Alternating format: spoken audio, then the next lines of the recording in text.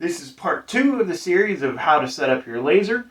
In this video, we're going to get some software installed, get the machine talking to the computer, and maybe actually see a laser beam. My name is Richard Mendenhall. This is AVXpro. This video is assuming that the machine is put together, the tools are put away, the machine is hooked up to the computer and the wall, and it has not been powered up yet. Let's go to LaserBurn and let's get a copy on this machine. LaserBurn download. Now, this laptop has never seen this machine before, so this would be exactly the same as if you set it up on your machine. And I'll put a link to this trial in the description. Then you can get whatever version you need. And here's where to buy. Click Buy LightBurn. If you're running a normal laser that runs GRBL, then you're going to want the G-code license key. And let's take a look here. And it looks like it's just normal. You just go to the cart and away you go.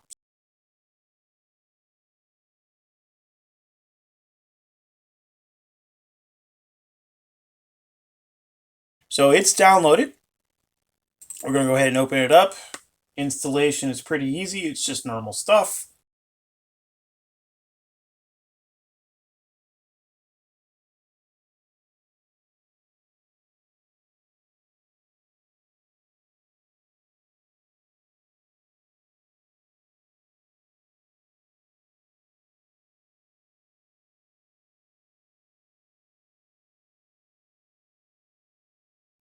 And for this case, we're going to start your free trial. I guess if they give you a license by mail, that's where you stick it in.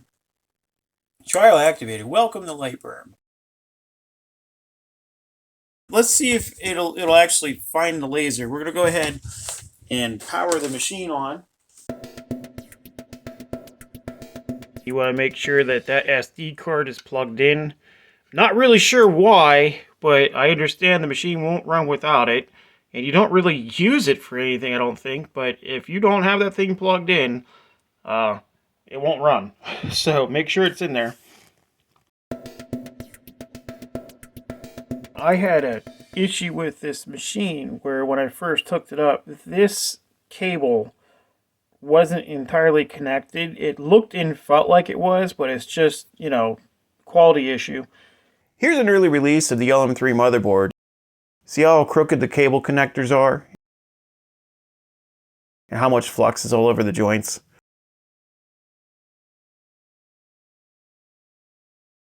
I bring it up because if your machine is acting haywire, like your laser will fire, and then it won't, and then it will again, it could be that your cable looks plugged in okay, but it's actually asking for a little bit more. Ortur acknowledged this problem, and it shouldn't be out in the wild anymore, but I bring it up because it's so easily overlooked in troubleshooting, and I wanted to make you aware. Let me show you what it looks like if the laser, if the emergency stop is hit. It'll do that fine, but I don't know how many times I've tried to start this machine, and the emergency stop's been hit, and I start freaking out like something blew up. So I'm going to show you what it looks like if you try to see that.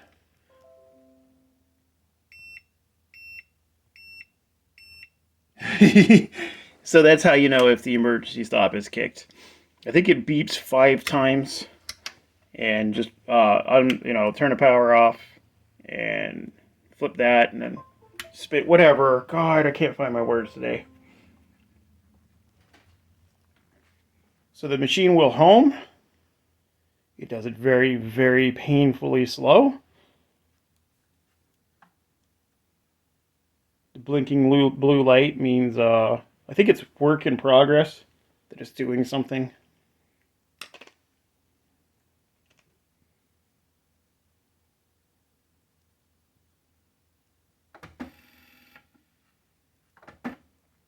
You see it has completed its home process. And this particular machine, it's going to blink yellow there. See that? That's just meaning that the Wi-Fi is not hooked up. So if your machine is blinking yellow like that, and you don't want to have Wi-Fi, just ignore it. But if it is blinking and you do, whatever, it's saying that it doesn't have Wi-Fi connection. So the machine actually started. You know, that's a good sound. That's a good thing right there. It's a good day. The machine started. And then we're going to come over to our laptop.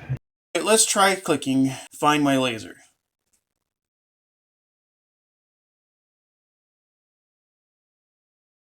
There it is, it found it. So at this point, you would just click add device, and that should be just about it.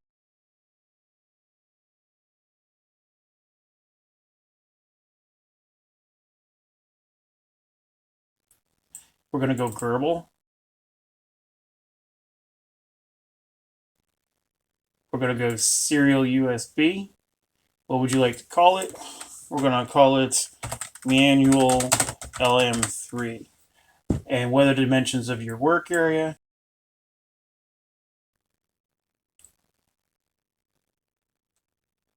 Uh-huh. Uh-huh. 400 by 400. Okay. So the table size is 400 by 400. Next. And here it's asking, where does your laser home at? Which corner does your laser home to? In the case of the LM3, it's the front left. If it's a different laser, maybe it goes to the right rear or something. But in our case, it's front left. Do we want to auto home? Yes, we do. That's it. You're done. Finish. Hit OK. And there's our table. It says it's ready. Now let's see if we have control of the machine. Let me get a camera hooked up here first. Now let's see if we've got movement. We do. If I hit home, what happens? Okay, it is going the right direction. Oh, all right. Now you see to move, we hit that crosshairs there, and then we can move it. If you want to make it the size of the screen, boom, it's the size of the screen. Easy. I'm waiting for the machine to home here. It's almost finished. Okay. Now I want to, I do have my move screen, and you see I have my fire button now. So we're going to move this. All right. Now I want to see the laser fire. There it is. Let's make it a little bit brighter for, there you go.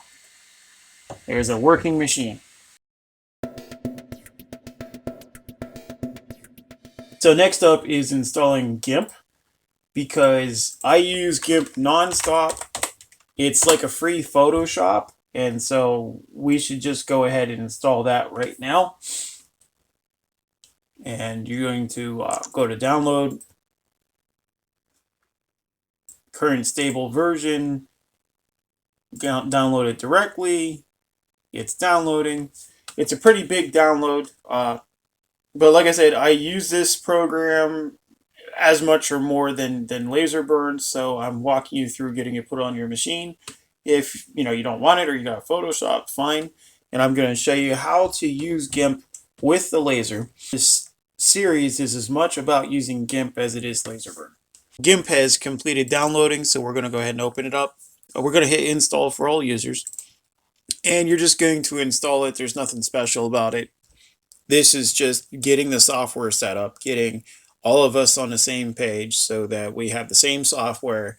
And when it comes time, I say, okay, we can open up GIMP. Everybody has it, and it's no problem. This may be a little bit slow for some people, and that's fine. Skip ahead to the next chapter. Some people need this, most won't, but we've got to start from the same place. So that's it for this video. Hopefully everything went smooth for you and there was no bumps, grindings, and everything just homed and did what it was supposed to. If you had any trouble, leave me a comment and I will try to help troubleshoot it for you. The next video, video 3 in the series, I'm going to show you how to find the settings for the machine, and we're going to do our first burn. That's it for now, and thank you for watching.